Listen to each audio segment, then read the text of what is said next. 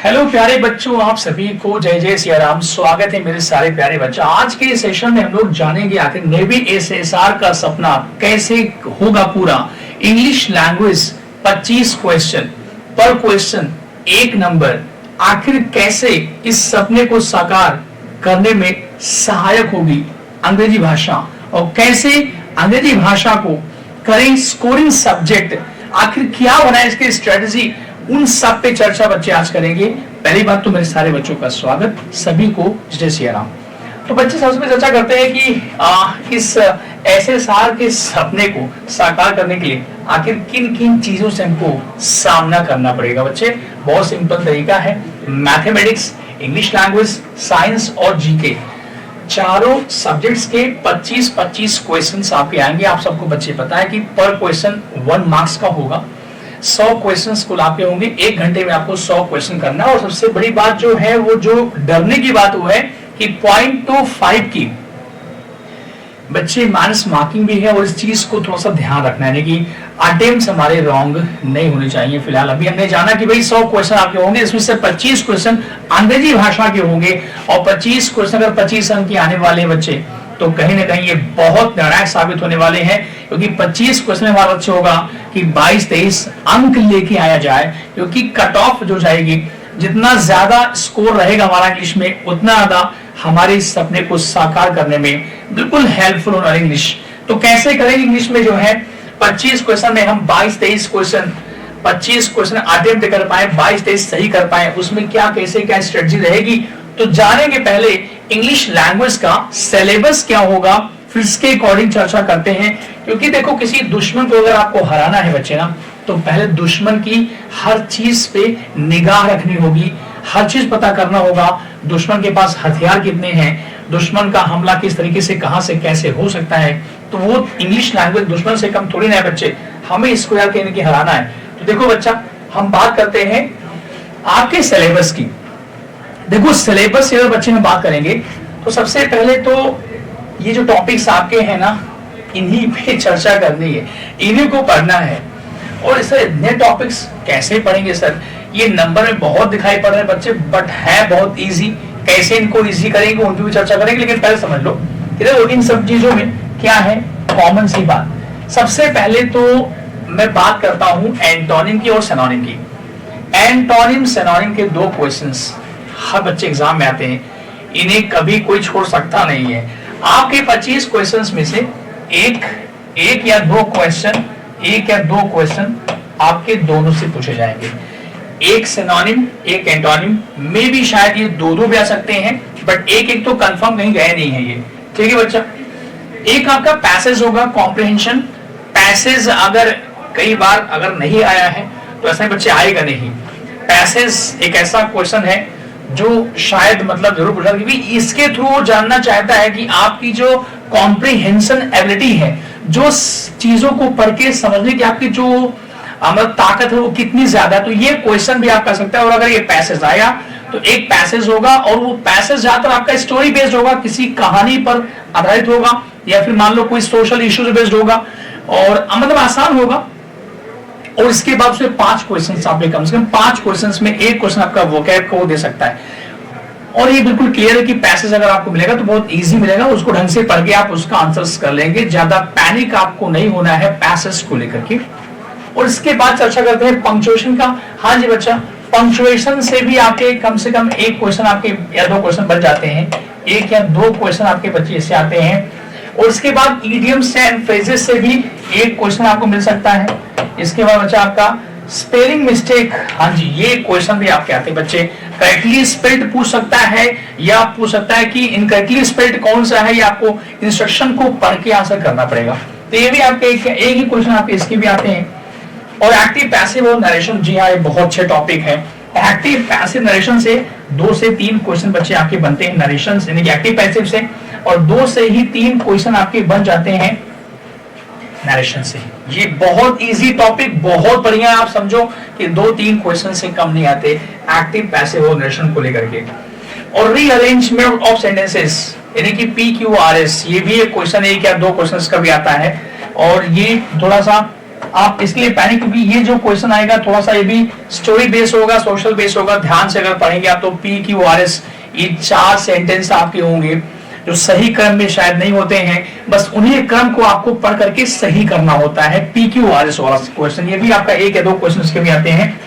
और spotting errors के जो कि टोटली ग्रामर बेस्ड होता है। स्पॉटिंग एरर्स का मतलब है कि आपको एक सेंटेंस दिया होगा, सेंटेंस के पार्ट्स होंगे नीचे 1 2 3 करके, और 4 पार्ट होंगे, उनमें से एक पार्ट लिखा होगा नो एरर। तो उस सेंटेंस में ग्रामेटिकल मिस्टेक नाउन से, प्रोनाउन से, कंजंक्शन से, वर्ब से, एडजेक्टिव से, प्रेपोजिशन से, टाइम मेंटेनेंस से, वर्ब एग्रीमेंट से, किसी एक से, आर्टिकल से, किसी एक पार्ट में एक मिस्टेक आपकी दी गई होती है। उसी को पता करके बस उस पार्ट को मार्क करना होता है जिस पार्ट में वो मिस्टेक आपको लगती है। करेक्शन आपको नहीं करना है, केवल आपको मार्क करना है वो पार्ट जहां पे मिस्टेक आपको लग रही है। इसके भी आपके 1 या 2 क्वेश्चन आपके यहां से भी आते हैं। फिल इन द ब्लैंक एक ऐसा टॉपिक जहां से बहुत सारे क्वेश्चन, 3-4 क्वेश्चन, 5 आप कह सकते हो। Fill in the blank, fill in the blanks के जो क्वेश्चंस होते हैं 4-5 क्वेश्चन से जा सकते हैं। बहुत अच्छा टॉपिक है ये, 4 से 5 क्वेश्चंस आपके बचा सकते हैं। और ये जानते हैं फिल इन द ब्लैंक का जो क्वेश्चन होता है वो या तो ग्रामेटिकल बेस्ड होगा, जैसे Ram has dash to his office. अब राम हैज बस स्पेस दिया है, उसके बाद एक गो है, फिर आपका गोज है, एक वेंट है, फिर आपका गॉन है, तो हैज थर्ड फॉर्म गॉन को फॉलो होता है। तो या तो ये ग्रामेटिकल बेस्ड होगा या फिर वोकैब बेस्ड होगा, है ना। लेकिन है बहुत आसान सा टॉपिक, बट जान लो कि इसका देखो बच्चे वेटेज कितना है, 4 से 5 क्वेश्चन, मतलब बहुत अच्छा क्वेश्चन है ये आपका बेसिकली हो गया। अब इसमें बात करते हैं, ये जो आगे लिखा है ये क्या ग्रामर, जैसे हमने कहा कि भाई फिलर्स के क्वेश्चन ग्रामेटिकल बेस्ड होते हैं। इसमें एक आपका लिखा होगा फ्रेज, जैसे कहते हैं सेंटेंस इंप्रूवमेंट क्वेश्चंस, ये भी आते हैं, ये भी ग्रामेटिकल बेस्ड होते हैं। एरर्स आपकी ग्रामेटिकल बेस्ड होती है। तो अगर ग्रामर की चर्चा हो भी चली है तो फिर ग्रामर बेसिकली होता है क्या बच्चे, वो आपका ये वाला होता है। देखो ग्रामर में पढ़ना क्या क्या होगा, जैसे आपका क्वेश्चन टैग्स, एक आध क्वेश्चन आ जाता है, चाहे फिलर्स के माध्यम से आ जाए, चाहे आपका एरर्स में आ जाए। क्वेश्चन टैग्स वेरी इजी, पढ़ाएंगे बच्चा, बिल्कुल आएगा, डोंट वरी। ठीक है बच्चा। Noun pronoun, noun pronoun conjunction verb, हाँ वर्ब यानी कि time and tense, verb agreement, और ये टॉपिक्स बहुत, और आर्टिकल, ये सब तो मतलब भर भर के पूछे जाते हैं और इन सब बच्चे पढ़ाएंगे। और प्रेपोजिशन की तो मिस्टेक फिलर्स में 1-2 क्वेश्चन रखा है, फिलर्स में प्रेपोजिशन को लेके 1-2 क्वेश्चन पक्का ही पूछ जाता है वो। तो ये टॉपिक्स आपके हैं, ये ग्रामर है, ये बच्चे आपके टॉपिक्स हैं, इनको पढ़ करके हमें इसमें इनको पढ़ के 25 में 25 का टारगेट रखना होगा बच्चे। अब ये कैसे, देखो जाहिर सी बात है, फिर अगर हमारा ये टारगेट है कि हमारा 25 में 25 का मतलब कि हमारे 24, 23 यानी कि इतने क्वेश्चन अगर हमारे सही हो तो पहली बात तो ये सपना नहीं है, ये इम्प्रैक्टिकल नहीं है, ये असंभव नहीं है, ये बिल्कुल पॉसिबल है। और हम दोनों मिलके इसको करेंगे पॉसिबल। कैसे करेंगे, एक बड़ा सवाल सर वोकैब कैसे याद होगी, सर ग्रामर रूल सर कैसे याद होगी बच्चा, उसके लिए मैं यहाँ पे हूँ, है ना भैया, उसके लिए मैं यहाँ पे हूँ।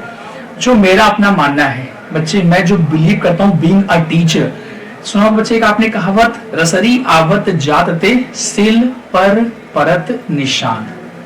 मेरे बच्चों मेरे पास एक ब्रह्मास्त्र है, ब्रह्मास्त्र भैया ये है मेहनत और प्रैक्टिस। देखो इंग्लिश लैंग्वेज पहली बात तो एक भाषा है, ये बच्चा विषय नहीं है, ये रीजनिंग और मैथमेटिक्स और जीके नहीं जो समझ रहे हो, ये बच्चा एक भाषा है। और भाषा कैसे आती है भैया, भाषा सुन सुन के आती है। जैसे आपको प्लीज बोलना आता है, कहीं सीखा आपने प्लीज का बोलते हैं, क्यों बोलते हैं, सॉरी बोलना आपको आता है ना, ऐसे कितने शब्द आपने को सुन के सीख लिया, अच्छा हाँ ऐसे बोलते हैं, क्यों सीख लिए, क्योंकि भाषा। अच्छा कोई जो बच्चा छोटा सा होता है तो बोलना सीखता है तो भाषा कैसे सीखता है, क्योंकि वही सुन के सीख जाता है वो। तो मैं जो बच्चा बिलीव करता हूं इंग्लिश लैंग्वेज में, चाहे वोकैबुलरी हो, चाहे वन वर्ड सब्स्टिट्यूशन हो, चाहे आपका ग्रामर के रूल्स हो बच्चे, उनकी इतनी प्रैक्टिस करा दी जाए, उनकी इतनी प्रैक्टिस करा दिया बच्चे कि वो चीज दिमाग में नहीं जुआ पे आ जाए। और जुआ पे आ जाएगा बच्चा, उसके लिए बस एक काम करना है, जितना मैं बच्चा कहूंगा उतना आप करेंगे, इतना मुझे विश्वास है। अभी मेरे प्यारे बच्चों एयरफोर्स का बैच हम लोग अभी एंड किए हैं, अभी उसका एग्जाम चल रहा है, और बच्चे आप उसमें जितने बच्चे पढ़े आप उनसे पूछ सकते हैं कि कितने रूल्स ऐसे बच्चे मतलब जैसे मान लो कोई रूल है उस पर इतने क्वेश्चन कराए जाए कि वो फट से आपके यहाँ बैठ जाए जुबान पे आके, अरे हाँ आज तो ऐसे ऐसे होता है। तो ये भैया हर चीज बच्चे पॉसिबल है, डोंट वरी, आप परेशान बिल्कुल ना हो बच्चा। हम दोनों मिलके अंग्रेजी को करेंगे आसान, और उसका एक ही तरीका बच्चे, वो है हार्ड वर्क एंड प्रैक्टिस। ठीक है, चलिए बच्चा, जैसे आपको एक एग्जांपल आपको दें, एक क्वेश्चन जैसे कि one of the boy is coming, one of the boy is coming. पहला क्वेश्चन, क्या वन ऑफ के बाद आर्टिकल आता है? तो मैं बोलूंगा हाँ आता है। वन ऑफ के बाद कोई भी नाउन आपकी आए, गर्ल है, बॉय है, टीचर है, डॉक्टर है, सिंगर है, म्यूजिशियन है, तो वन ऑफ, पहली बात तो द, पहला क्वेश्चन बना आर्टिकल से, तो one of the boy, one of the girl, one of the question, one of the teacher, one of the student. पहला क्वेश्चन कि अगर वन ऑफ आएगा तो इसके बाद नाउन से पहले आर्टिकल द।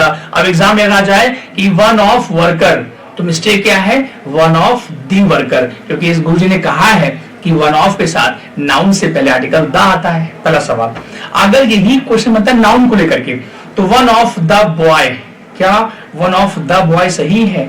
तो ये नाउन का एक क्वेश्चन है कि वन ऑफ का मतलब होता है बहुतों में से एक। अगर मैं हिंदी में बोलूं लड़का में से एक, लड़कों में से एक, सर लड़कों में से एक होगा ना, तो one of the boys, one of the girls, one of the students, one of the questions, one of the teachers, यानी कि वन ऑफ के बाद नाउन इज ऑलवेज प्लूरल, ये हमेशा। तो वन ऑफ, एक तो आर्टिकल द हमेशा आता है, वन ऑफ द, और नाउन होगी हमेशा बहुवचन, one of the pictures, one of the like words.